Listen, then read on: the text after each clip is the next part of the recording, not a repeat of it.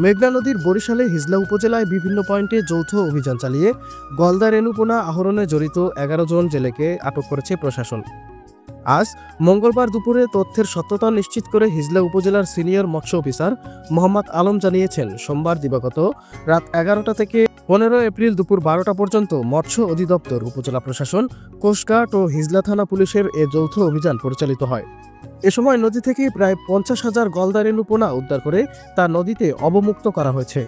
এছাড়া ১২টি চর ঘেরা জাল, ৭০০টি বাঁশের খুঁটি, ১,৩২,০০০ মিটার কারেন্ট জাল জব্দ করা হয়। পাশাপাশি গলদা রেণু ধরার কাজে ব্যবহৃত ৮২টি অবৈধ জাল, ১১টি বড় অ্যালুমিনিয়ামের পাতিল, বিভিন্ন ধরনের প্লাস্টিক ড্রাম, গামলা ও বালতি জব্দ করা হয়েছে। জব্দ করা জাল ও অন্যান্য সরঞ্জামাদি পুড়িয়ে ধ্বংস করা হয়েছে।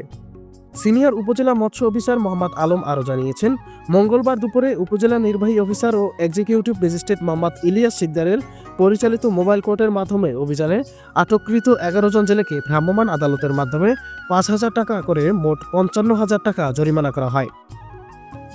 হাসান মাহমুদের প্রতিবেদনে আরিফিন রিয়াদ, স্মার্ট সংবাদ, নিউজ ডেস্ক।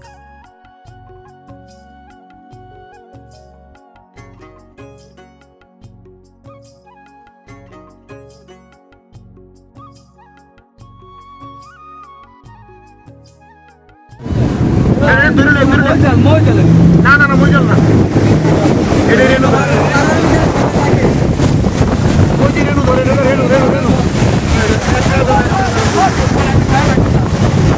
ভাই এর মারে ওটা লাগবে না ওটা নিজেই চলে যাবে কারণ